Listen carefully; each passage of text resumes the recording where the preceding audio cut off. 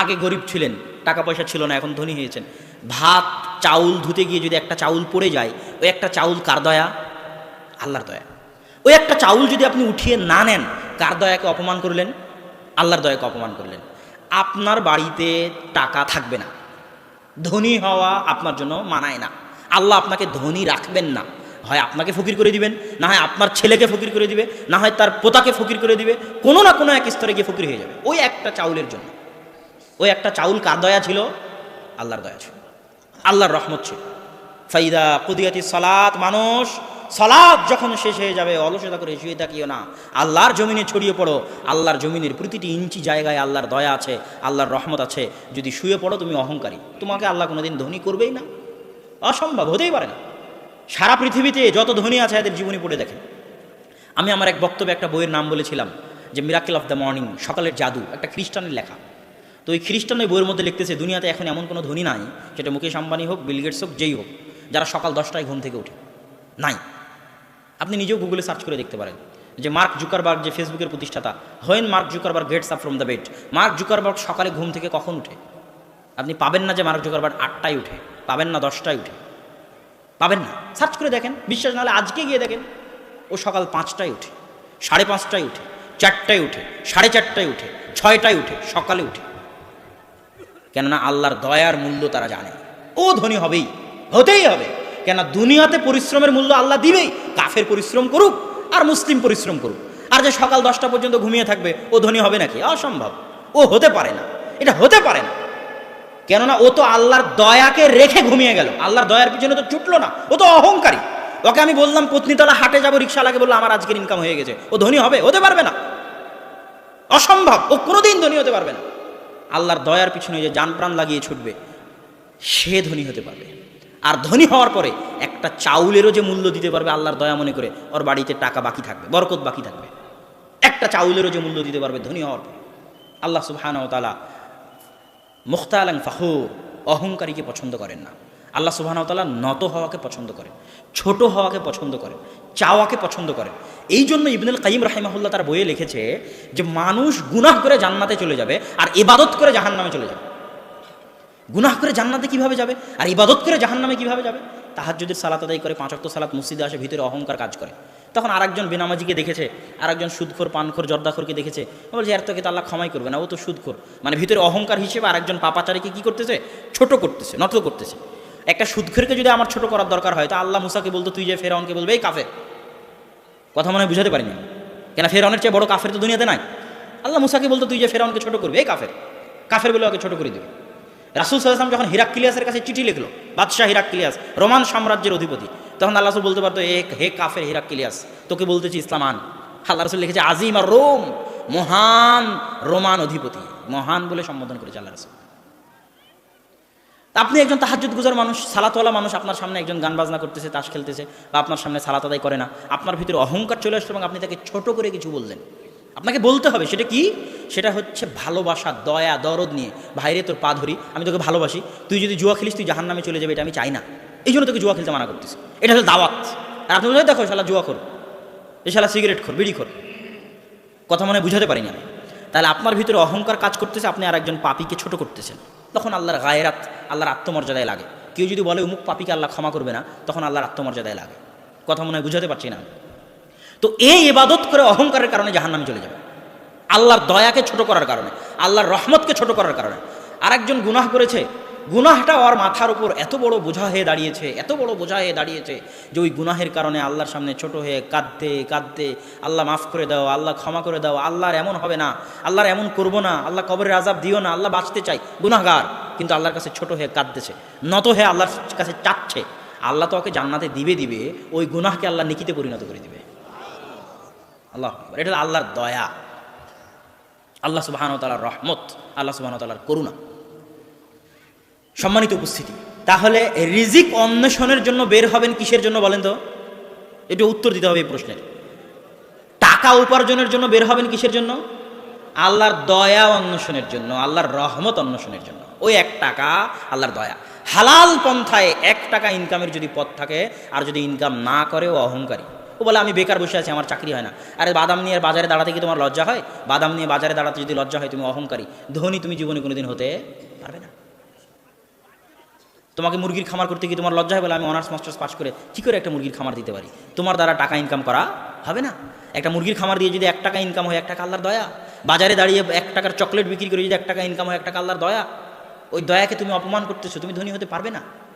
সম্মানিত উপস্থিতি, আমাদের পরবর্তী আলোচনা আমরা পবিত্র কোরআন এবং সহিহ হাদিসের আলোকে কিভাবে আমাদের ধন সম্পদে বরকত ধরে রাখতে পারি, আমাদের ধন সম্পদকে বাড়াতে পারি। ধন সম্পদে বরকত, ধন সম্পদে বরকত বুঝার আগে 3টে জিনিস বুঝেন। ধন সম্পদে বরকত বুঝার আগে 3টে জিনিস বুঝতে হবে। 1 আল্লাহ, 2 শয়তান, 3 ফেরেশতা, 4 বরকত। আবার দেখেন, আল্লাহ, ফেরেশতা, শয়তান, বরকত। পৃথিবীতে যত বরকত অবতীর্ণ হয় আসে, বরকতের যত উৎস আছে, সব বরকত কোথায় থেকে আসে? কথা বলতে হবে, কার পক্ষ থেকে? আল্লাহর পক্ষ থেকে। সব বরকতের উৎস আল্লাহ। এই জন্য আল্লাহ আর আল্লাহ সুবহানাহু তাআলার সাথে সম্পৃক্ত যা কিছু আছে সবই বরকত। যেমন আল্লাহর সাথে সম্পৃক্ত আল্লাহর নাম, তো আল্লাহর নাম নিলেই বরকত হবে। রাসূল সাল্লাল্লাহু আলাইহি ওয়াসাল্লাম বলছে, যখন তোমাদের কেউ বাড়িতে প্রবেশ করে আর আল্লাহর নাম না নেয়, আল্লাহর নাম হচ্ছে আসসালাম, শান্তি, আল্লাহর নাম না নিয়ে আসসালামু আলাইকুম না বলে, তখন শয়তান বলে, শোনো, এই বাড়ি তোমাদের থাকার জায়গা, এই বাড়ি তোমাদের খাওয়ার জায়গা। আল্লাহর নাম শয়তান বলে। আল্লাহর নাম যদি নেয় তাহলে শয়তান বলে, শোনো, এই বাড়িতে তোমাদের থাকার জায়গা নাই, এই বাড়িতে তোমাদের খাওয়ার জায়গা নাই। তাহলে যেখানে আল্লাহর নাম ওখানে শয়তান নাই, যেখানে আল্লাহর নাম ওখানে বরকত আছে। তাহলে যেখানে শয়তান আছে ওখানে বরকত নাই, যেখানে ফেরেশতা আছে ওখানে বরকত আছে, যেখানে শয়তান আছে ওখানে বরকত নাই, যেখানে আল্লাহর নাম আছে ওখানে শয়তান নাই, যেখানে আল্লাহর নাম আছে ওখানে বরকত আছে, যেখানে শয়তান আছে ওখানে বরকত নাই। তাহলে 3টে জিনিস পরস্পরের সাথে সম্পৃক্ত। শয়তান আছে, বরকত নাই। আল্লাহর নাম আছে, শয়তানও নাই, বরকতও আছে। রাসূল সাল্লাল্লাহু আলাইহি ওয়াসাল্লাম বলছেন, শোনো, কেউ যদি বিসমিল্লাহ, আল্লাহর নাম, নামের পাওয়া, বিসমিল্লাহ বলে যদি খায়, ওর খাবারের সাথে শয়তান খাবে না। আর যদি বিসমিল্লাহ না বলে খায়, ওর খাবারের সাথে ইয়াকুলু মাহু শয়তান, কে খাবে? আর শয়তান আসছে মানে কি নাই? কথা বলতে হবে, শয়তান আসছে মানে কি নাই? বরকত নাই। তাহলে যেই বাড়িতে আপনি সালাম দিয়ে ঢুকলেন না, শয়তান বলছে এই বাড়িতে সবাই থাকো, এই বাড়ি তোমাদের থাকার জায়গা। তাহলে যে বাড়িতে শয়তান আড্ডা দিবে ওই বাড়িতে কি নাই? জোরে কথা বলতে হবে, বরকত নাই। তাহলে এখন আপনি ধনী হতে চাচ্ছেন, কথার কথা, আপনার টাকার দরকার, ধন সম্পদে বরকতের দরকার। বরকত না থাকলে কি হতে পারে? আপনার জীবনে যত অশান্তি, চাকরি না থাক, বাড়িতে শান্তি না থাক, স্বামী স্ত্রীর মিল না থাক, সন্তান কথা না শুনুক, সামাজিক রাষ্ট্রীয় অশান্তি, 2টা কারণ। হয় আল্লাহর পরীক্ষা, না হয় বরকত নাই। হয় আল্লাহর পরীক্ষা, না হয় বরকত নাই। বরকত যদি চান, শয়তান প্রবেশের দরজা বন্ধ করতে হবে। শয়তান প্রবেশের দরজা যদি বন্ধ করতে চান, বাড়িতে ঢুকার সময় কি বলতে হবে বলেন তো? আসসালামু আলাইকুম ওয়া রাহমাতুল্লাহ। এখানে লজ্জার কিছু নাই। মনে মনে ভাববেন, যদি আসসালামু আলাইকুম না বলে ঢুকি তাহলে বাড়িতে কে থাকবে? শয়তান। আর যে বাড়িতে শয়তান আছে ওই বাড়িতে কি থাকবে না? বরকত থাকবে না। টাকা পয়সায় বরকত থাকবে না, বাড়িতে বরকত থাকবে না, খাওয়ায় বরকত থাকবে না। অতএব মানুষ কি মনে করলো, আমি আমার বাড়িতে ঢোকার সময় কি বলবো? একটু জোরে বলেন, কি বলবেন? আসসালামু আলাইকুম ওয়া রাহমাতুল্লাহ। সন্তানকে যখন মা দুধ খাওয়াচ্ছে তখন কি বলবে? বিসমিল্লাহ। না হলে ওই দুধের সাথে কে দুধ খাবে? শয়তান দুধ খাবে। রাসূল সাল্লাল্লাহু আলাইহি ওয়াসাল্লাম বলেন, প্রত্যেক যে দরজা, প্রত্যেক যে পাত্র, প্রত্যেক যে বাটি, প্রত্যেক যে জানালা আল্লাহর নামে বন্ধ করা হয়। দরজা বন্ধ করা হলো আল্লাহর নামে, জানালা বন্ধ করা হলো আল্লাহর নামে, একটা গ্লাস ছিল ঢেকে দেওয়া হলো আল্লাহর নামে, একটা পাতিল ছিল ঢেকে দেওয়া হলো আল্লাহর নামে। প্রত্যেক যা কিছু আল্লাহর নামে বন্ধ করা হয় তা খোলার ক্ষমতা শয়তানের নাই। আর যদি আল্লাহর নামে বন্ধ না করে, কে খুলবে? শয়তান খুলবে। আর শয়তান খুলবে মানে ওখানে কি থাকবে না? বরকত থাকবে না। রাসূল সাল্লাল্লাহু আলাইহি ওয়াসাল্লাম বলছেন, শোনো, একটা খাদ্যের দানা যদি হাত থেকে পড়ে যায়, তাহলে উঠিয়ে নিয়ে যা ময়লা আছে ধুয়ে ফেলে খেয়ে নাও, ওটাকে শয়তানের জন্য রাখিও না, কেননা তুমি জানো না কোন দানাতে আল্লাহর বরকত আছে। খাওয়া যদি শেষ হয়, হাত চেটে খাও, প্লেট চেটে খাও, শয়তানের জন্য রাখিও না, কেননা তুমি জানো না কোথায় আল্লাহর বরকত আছে। এগুলোর মাধ্যমে আপনি ধনী হতে পারবেন, আপনার ধন সম্পদ স্থায়িত্ব হবে, বরকত আসবে। বরকত আসার আমরা শুরুতেই বলেছি, আল্লাহর সাথে সংশ্লিষ্ট যা কিছু আছে সব বরকত। 1 নম্বরে বললাম আল্লাহর নাম, 2 নম্বরে আল্লাহর বাণী। আল্লাহর বাণী কোনটা বলেন তো? জোরে বলেন, আল্লাহর বাণী কোনটা? কোরআন। গতবার এখানে কোরআন নিয়ে আলোচনা করেছি। প্রত্যেক যে বাড়িতে কোরআন পড়া হয় না, ওই বাড়ি কবর, ওই বাড়ি অন্ধকার, ওই বাড়ি বরকতবিহীন বাড়ি। প্রত্যেক যে জীবনে কোরআন তেলাওয়াত করা হয় না, ওই জীবন অন্ধকার, পশু পাখির জীবন, কুকুর শ্রীগালের জীবন, ওই জীবনে বরকতবিহীন জীবন, ওই জীবন শয়তানি জীবন। যে বাড়িতে আল্লাহর কোরআন তেলাওয়াত করা হয় না ওই বাড়ি কবরের মতো অন্ধকার, বরকতবিহীন বাড়ি, অশান্তিওয়ালা বাড়ি। যদি বাড়িতে শান্তি বরকত চান কি পড়তে হবে? কোরআন পড়তে হবে। যদি জীবনে বরকত চান কি পড়তে হবে? কোরআন পড়তে হবে। সম্মানিত উপস্থিতি, তারপরের আলোচনা। বরকত বুঝলাম, বরকত আল্লাহর পক্ষ থেকে আসে, আল্লাহর নাম থেকে আসে, আল্লাহর বাণী থেকে আসে। ফেরেশতা যেখানে থাকে সেখানে বরকত আসে, যেখানে শয়তান থাকে ওখানে বরকত থাকে না। যেমন রাসূল সাল্লাল্লাহু আলাইহি ওয়াসাল্লামের একটা হাদিস, লা তাদখুলুল মালাইকাতু ফি বাইতিন, ওই বাড়িতে ফেরেশতা প্রবেশ করে না যেই বাড়িতে ছবি আছে, মূর্তি আছে, কুকুর আছে। তো ফেরেশতা প্রবেশ না করলে ওই বাড়িতে কি বরকত থাকবে? তাহলে আপনার বাড়িতে যদি ছবি, মূর্তি, নেতা নেত্রী, বাপ মা, হরিণের মূর্তি, হাতির মূর্তি, স্বর্ণের মূর্তি যদি থাকে আপনার বাড়িতে বরকত থাকবে? থাকবে না, হতে পারে না, অসম্ভব। এবার আমরা আসি কি কি উপায়ে আমরা বরকত আমাদের জীবনের রিজিক বৃদ্ধি করতে পারি। 1 নাম্বার উপায় রিজিক বৃদ্ধির, বিবাহ করা, অধিক সন্তান নেওয়া। অধিক সন্তান এবং বিবাহ কিভাবে রিজিকের মাধ্যম হতে পারে মানুষ এটা বুঝতে চায় না। আল্লাহ সুবহানাহু ওয়া তাআলা পবিত্র কোরআনে বলছেন, লা তাকতুলু আওলাদাকুম খাশিয়াতা ইমলাক, তোমরা রুজির ভয়ে, দারিদ্রতার ভয়ে, খাদ্যের ভয়ে তোমাদের সন্তানদেরকে হত্যা করিও না। নাহনু নারযুকুকুম ওয়া ইয়াহুম, তোকেও খাওয়াই আমি, তোর সন্তানকেও খাওয়াবো আমি। আল্লাহ সুবহানাহু ওয়া তাআলার কোরআনের ওপেন চ্যালেঞ্জ যে মানুষ তুই এখনো তোর নিজের রিজিকের মালিক হতে পারিসনি, সন্তানের রিজিক নিয়ে চিন্তা করিস কেমনে? তোর রিজিকের মালিকও আমি, তোর সন্তানের রিজিকের মালিকও আমি, অতএব রিজিকের ভয়ে সন্তান হত্যা করিস না। কি জন্য সন্তান বেশি হলে ধন সম্পদে বরকত হবে? কি জন্য স্ত্রী বেশি হলে ধন সম্পদে বরকত হবে? বিবাহ করলে ধন সম্পদে বরকত হবে? তার সবচেয়ে বড় কারণ, দান করলে ধন সম্পদে বরকত হবে, তার সবচেয়ে বড় কারণ হচ্ছে প্রত্যেকেই দুনিয়াতে নিজ নিজ রিজিক নিয়ে এসেছে। আমরা সবাই দুনিয়াতে নিজের রিজিক নিয়ে আসিনি। যখন আমি একাই ছিলাম, বিয়ে করিনি, তখন আমার রিজিকটা আল্লাহ আমার কাছে পাঠাবেন। এবার আমি যখন বিবাহ করলাম, একটা মেয়েকে বিবাহ করে বাড়িতে নিয়ে আসলাম, তো আমার স্ত্রী তো আর বাহিরে গিয়ে কাজ করে খাবে না, ও আমার বাড়িতে থাকবে, আমার বাড়িতে সম্মানের সাথে থাকবে, খাবে। তো ওকেও তো 3 বেলা খেতে হবে নাকি? ওকেও তো জামা কাপড় পরতে হবে নাকি? কথা বলেন না কেন? তো ও যে 3 বেলা খাবে, জামা কাপড় পরবে, তো ওয়ালাইকুম আসসালাম,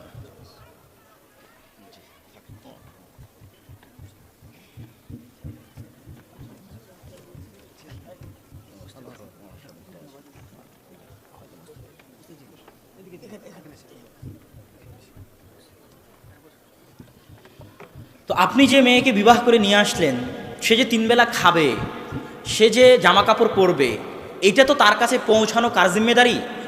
কথা বলেন, কার জিম্মেদারি? আল্লাহর জিম্মেদারি। কেন? ওর ভাগ্যে তো রিজিক আছে। তো ও যে আল্লাহ সুবহানাহু ওয়া তাআলা যে তার নিকটে তার খাদ্যটা পৌঁছাবে, কার হাত দিয়ে পৌঁছাবে? কার হাত দিয়ে পৌঁছাবে? স্বামীর হাত দিয়ে পৌঁছাবে, যে তাকে বিবাহ করেছে, যে তার রিজিকের দায়িত্ব উঠিয়েছে, তার হাত দিয়ে পৌঁছাবে। এবার আপনার একটা সন্তান হলো, সেও তো কোনো না কোনো রিজিক নিয়ে দুনিয়াতে এসেছে, ওকেও তো 3 বেলা খেতে হবে, ও তো এখন ইনকাম করা শুরু করেনি। তো যতক্ষণ ইনকাম করা শুরু করেনি ততক্ষণ ওর রিজিক আল্লাহ কার হাত দিয়ে পৌঁছাবে? বাপের হাত দিয়ে পৌঁছাবে। আর একজন সন্তান হলো, তার রিজিক আল্লাহ কার হাত দিয়ে পৌঁছাবে? বাপের হাত দিয়ে পৌঁছাবে। আপনি 10টা এতিমের দায়িত্ব গ্রহণ করলেন, 10টা এতিমকে তো আল্লাহ খাওয়াবে, এটা তো আল্লাহর পৃথিবী পরিচালনার নীতি। তো এই 10টা এতিমকে যে আপনি খাওয়াচ্ছেন, তো আর খাওয়ানোর টাকা কি আল্লাহ আপনার কাছে পাঠাবেন না? পাঠাবেন। আপনি যত মানুষের রিজিকের দায়িত্ব গ্রহণ করবেন, আল্লাহ তত মানুষের রিজিকের ব্যবস্থা আপনার হাত দিয়ে করে দিবে, এটা আল্লাহর ওয়াদা। কেন? ওদেরকে আল্লাহ ভুখার্থ ক্ষুধার্ত রাখবেন না, তাদের রিজিক আল্লাহ পৌঁছাবেনি। এই জন্য সন্তান বেশি হলে, স্ত্রী থাকলে, বিবাহ করলে সকলের রিজিক মিলে রিজিক বাড়ে এবং রিজিকে বরকত হয়। মাদ্রাসার ছাত্রকে পড়ালে রিজিকে বরকত হয়, রিজিক বাড়ে। রাসূল সাল্লাল্লাহু আলাইহি ওয়াসাল্লামের দরবারে একজন ভাই এসে বলতেছে, ইশতাকা মুহতারিফুন, যে কাজ করে নিজে খায়, ভাইকে খাওয়ায়। তো 2 ভাই, এক ভাই কাজ করে আর এক ভাই মাদ্রাসায় পড়ে আল্লাহ রাসূলের কাছে, ও কাজ করে না। এক ভাই কাজ করে, ওই আরেক ভাইকে খাওয়ায়। আল্লাহ রাসূলকে গিয়ে বলতেছে, আল্লাহ রাসূল, আমার এই ভাই এখানে সারাদিন থাকে, সে যদি আমার সাথে কাজ করতো আমার ইনকামের রাস্তা সহজ হতো, ইনকাম আরও বাড়তো। আমি একাই ইনকাম করি, নিজের সংসারও চালাতে হয়, আপনার মাদ্রাসায় পড়ে আরও খরচ চালাতে হয়। তখন রাসূল সাল্লাল্লাহু আলাইহি ওয়াসাল্লাম বললেন, লাআল্লাকা তুরযাকু বিহি, শোনো, এখন তুমি যে রিজিকটা পাচ্ছ, এই রিজিক পাওয়ার একটা কারণ হচ্ছে যে তুমি তোমার এই ভাইয়ের রিজিকের দায়িত্ব বহন করতেছো। এই জন্য তুমি যদি তোমার এই ভাইয়ের রিজিকের দায়িত্ব ছেড়ে দাও, তো তোমার রিজিক বাড়াবই, কমবে, বাড়বে না বরং কমবে। কেননা তুমি একজনের রিজিকের দায়িত্ব ছেড়ে দিয়েছো, ওর রিজিক আল্লাহ তোমার কাছে পাঠাবে না। তো তুমি এখন যে টাকা ইনকাম করতেছো, মনে করো না যে তোমার পরিশ্রমে ইনকাম করছো, তোমার এই ভাইয়ের তুমি খরচ বহন করতেছো, এর বদৌলতে, এর বরকতে আল্লাহ সুবহানাহু ওয়া তাআলা তোমার রিজিকে বরকত দিয়েছে, তোমার রিজিক বাড়তে চায়। রিজিক বাড়ার একটা বড় উপায় হচ্ছে আল্লাহর নিকটে ক্ষমা চাওয়া। ওমর রাদিয়াল্লাহু তাআলা আনহু একবার ইস্তিসকার সালাতে গিয়ে মানুষকে বললেন, তোমরা আল্লাহর নিকটে ক্ষমা চাও। মানুষ বলল, আমরা বৃষ্টি না চেয়ে ক্ষমা কেন চাইব? চাইতে এসেছি বৃষ্টি, আপনি চাইতে বলেন ক্ষমা। তখন ওমর রাদিয়াল্লাহু তাআলা কোরআনের এই আয়াত পাঠ করলেন, ফাকুলতু আস্তাগফিরু রাব্বাকুম ইন্নাহু কানা গাফফারা ইউরসিলিস সামাআ আলাইকুম মিদরারা। শোনো, তোমরা আল্লাহর নিকটে ক্ষমা চাও, যদি ক্ষমা চাও আল্লাহ আসমান থেকে বৃষ্টি বর্ষণ করবেন আর তোমাদেরকে ধন সম্পদ আর সন্তান সন্ততি দিয়ে ভর্তি করে দিবেন। এটা আল্লাহর ওয়াদা, আর আল্লাহ সুবহানাহু ওয়া তাআলা ওয়াদা ভঙ্গ করেন না। সম্মানিত উপস্থিতি, আমি আলোচনা শেষের দিকে চলে আসি। রিজিক সম্পর্কে পূর্ণ আলোচনা কমপ্লিট করা আসলে খুব কঠিন, এই জন্য আপনারা যাওয়ার সময় এই বইটা নিয়ে যাবেন। আগে আমি এই বক্তব্য দিয়েছি, তারপরে সেটার আলোকে বইটা লিখেছি। বইয়ের নাম রিজিক। তো এখান থেকে আপনারা অবশ্যই উপকার পাবেন। আর আমার শেষে যেটা অনুরোধ, সেটা হচ্ছে আজকের যারা প্রোগ্রামের আয়োজক, বিশেষ করে জাহাঙ্গীর নামে যে ছেলেটা আমাদের সাথে যোগাযোগ করে এবং তারা জামিয়া সালাফিয়ার সাথে সম্পর্ক রেখে আপনাদের এই এলাকাগুলোতে মসজিদ ভিত্তিক দাওয়াতি কাজ করতে চায় এবং বিভিন্ন উদ্যোগ নিয়ে সেগুলো বাস্তবায়ন করতে চায়, মাসিকালে ইরতেসাম নিতে চায়, তো আমি চাইবো যে আপনারা তাকে সার্বিকভাবে সহযোগিতা করবেন, জামিয়া সালাফিয়ার সাথে সম্পর্ক রেখে দাওয়াতি কাজে তাকে সহযোগিতা করবেন।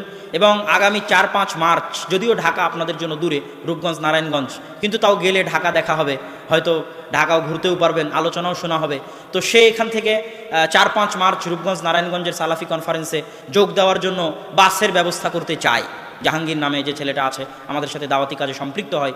তো আপনাদের কাছে আমার আবেদন থাকবে, অবশ্যই দাওয়াত থাকবে যে আপনারা আল জামিয়া সালাফিয়া রূপগঞ্জ নারায়ণগঞ্জ, বৃহৎ প্রতিষ্ঠান, বিশাল সম্মেলন, দেশের বড় বড় আলেম ওলামা উপস্থিত হন, সালাফি কনফারেন্সে আপনারা উপস্থিত হবেন এবং তাকে সার্বিকভাবে জামিয়া সালাফিয়ার সাথে সম্পর্ক রেখে দাওয়াতি কাজ করতে সহযোগিতা করবেন। মাসিকাল ইরতেসাম তার মাধ্যম থেকে নেবেন, অন্তত পক্ষে মসজিদে 1 কপি রাখবেন। এটার মাধ্যমে আপনাদের সাথে আমাদের সম্পর্ক বজায় থাকবে। আল্লাহ সুবহানাহু ওয়া তাআলা আমাদের সাথে আপনাদের এই দ্বীনি ভালোবাসার সম্পর্ক মৃত্যু পর্যন্ত বজায় রেখে জান্নাতে একত্রিত করুন, আল্লাহুম্মা আমিন। এবং যেগুলো আমরা শুনলাম সেগুলো মেনে আল্লাহ সুবহানাহু ওয়া তাআলা যেন আমাদের সকলের রুজি রুটি, রিজিক, জীবনে, ইলমে, জ্ঞানে, ধন সম্পদ, সন্তান সন্ততি, স্ত্রী পুত্র, গাড়ি বাড়ি সব কিছুতে যেন আল্লাহ সুবহানাহু ওয়া তাআলা বরকত দান করে, আল্লাহুম্মা আমিন। ওয়া আখিরু দাওয়ানা আনিল হামদুলিল্লাহি রাব্বিল আলামিন। আসসালামু আলাইকুম ওয়া রাহমাতুল্লাহি ওয়া বারাকাতুহু।